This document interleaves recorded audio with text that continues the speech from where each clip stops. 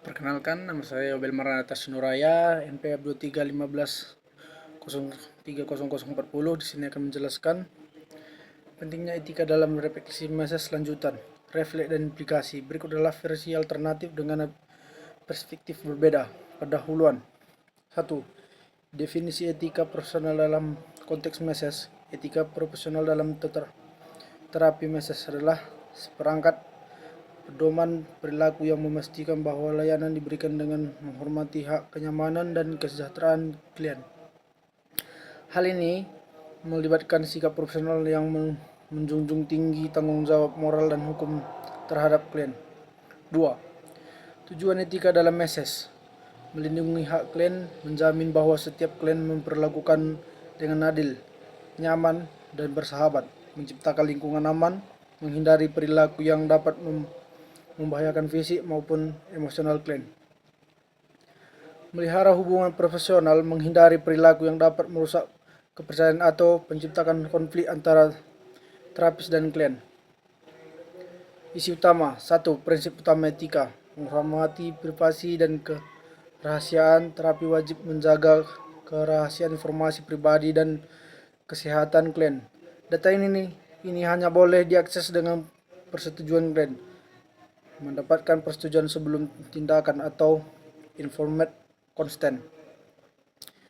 Terapis harus menjelaskan tujuan dan teknik terapi, memastikan klien memahami dan menyetujui prosedur yang akan dilakukan. Menuju profesionalisme, menghindari hubungan personal yang dapat mengurangi objektif terapis, seperti menjalani hubungan emosional atau fisik dengan klien. 2. Studi khusus pelanggaran etika. Kasus: dalam sebuah sesi, terapis mencoba teknik baru tanpa memberi penjelasan kepada klien. Teknik tersebut melibatkan sentuhan pada area yang dianggap sensitif, yang menyebabkan klien merasa tidak nyaman. Dampak: bagi klien rasa trauma dan kehilangan kepercayaan terhadap layanan meses, sehingga enggan mencari terapi di masa depan. Bagi profesi, meningkatkan laporan pelanggaran, membuat masyarakat skeptik terhadap profesionalisme terhadap meses, merusak reputasi industri. 3. Peran etika dalam meses selanjutan. Teknik meses selanjutan, teknik seperti trigger point, tripper, atau deep tissue. Meses seringkali melibatkan tekanan lebih kuat atau penanganan area tubuh tertentu yang membutuhkan kepercayaan penuh dari klien. Kebutuhan sensitivitas lebih tinggi, terapis harus peka terhadap batas kenyamanan klien. Misalnya saat menggunakan tekanan yang dalam, terapis harus memperhatikan respons verbal atau nonverbal klien. Menghindari pelanggaran batas dalam teknik lanjutan. Batas profesional lebih mudah dilanggar tanpa komunikasi yang jelas. Oleh karena itu, terapis perlu memastikan bahwa klien selalu merasa aman dan dihormati. Refleksi. 1. Penerapan etika dalam praktik pribadi. Sebagai terapis, penting untuk menjadikan etika sebagai keadaan praktis sehari-hari dengan selalu memprioritaskan kenyamanan dan kepercayaan klien. Terapis harus konsisten mematuhi standar etika melalui pelatihan berkala dan refleks terhadap tindakan profesional mereka. 2. Tantangan dalam menjaga standar etika. Tantangan klien yang akan paham hak mereka atau tidak nyaman menyampaikan profesi selama terapi.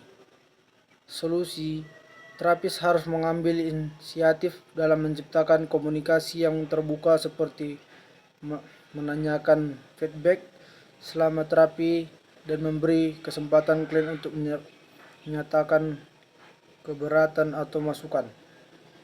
Kesimpulan: pentingnya etika dalam meses lanjutan.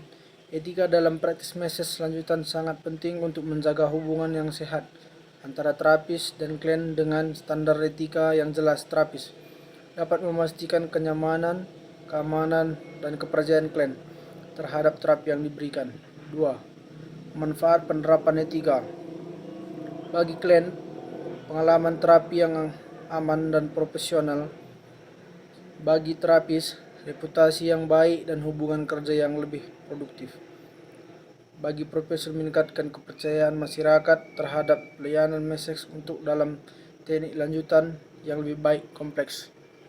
Sekian dari saya, penjelasan saya. Terima kasih.